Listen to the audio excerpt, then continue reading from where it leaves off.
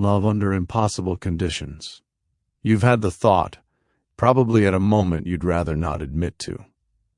Is this real or is it just the situation? Some of us met someone during a bad year, a deployment, or the 8 months when everything was coming apart and one person kept showing up anyway. And later, when the year ended and nothing was on fire anymore, the question arrived, was any of that about them? Or was it about the pressure we were both standing in? Most people never find out. You can't run the experiment. You can't lift yourself out of your own life, take the fear away, and check whether the feeling survives without it. Fiction can.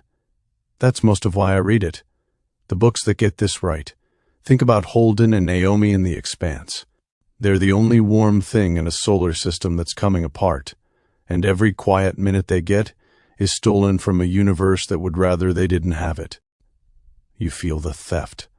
That's why it lands harder than it should. Outlander does something meaner. Time, war, and geography keep prying Jamie and Claire apart and shoving them back into the same small room. They stay together because survival requires it. And that raises the question the book refuses to settle for you. How much of this is love, and how much is the only door that was ever open? Then there's Red Rising, which is where this stops being comfortable. Darrow is living a lie so complete that telling Mustang the truth would kill them both. So you spend 2 books doing arithmetic the characters can't. Every tender moment carries a second question underneath it. What happens when she finds out? Put 2 people somewhere that's actively trying to end them, and everything between them gets louder. All 3 stop short of the same place. The world lies to these people, and the people lie to each other, and their own hearts are still their own. I wanted to take that away. So I wrote A Woman Who Can't Trust Her Own Heart. Technomancer is my book about a priestess named Elara who arrives in our world under a compulsion. A spell was worked on her, against her will, and it drives her to find a man of power and deliver him to the man who cast it. The man she finds is Finn. He takes her in, and instead of using her, he starts trying to break the spell, and she falls for him. Elara can't tell whether any of it is hers.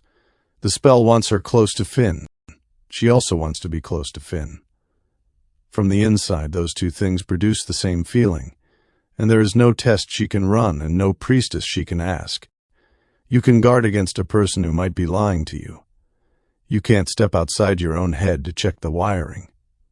There's a stretch late in the book where she's alone on a road, running, turning it over.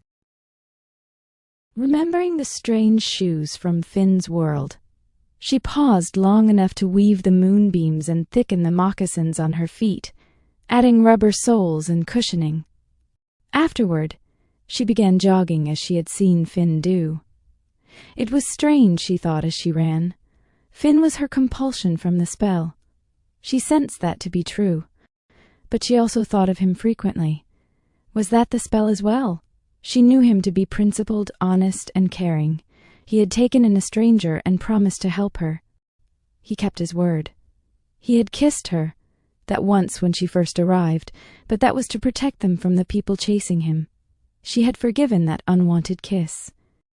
As she ran, she remembered that kiss. Had she enjoyed it? Or did the spell make her enjoy it? Their later kiss, shortly before returning to her world, had not been unwanted. She remembered waking and sneaking into his bed. The sense of reassuring comfort she had felt was a warm memory. How could the spell cause that? She ran on, trying to disentangle her true emotions from the desires a Gies might engender. If only she could trust her feelings. Where to start? Technomancer is on the site, and the first chapter is free to read. If Elara's question is one you want to sit inside for a few hundred pages, that's the book. Start with a free account at charlie4.com. It costs nothing, and it opens the free stories. It's also how I let people know when the next one is coming. Then, if the first chapter has you, Technomancer is available direct from the store. Until next time, thanks for listening. You've been listening to An Author's Voice with Charlie Fourette. All content is copyright 2026 by Charlie Fourette. All rights reserved. Voices produced by Speechify.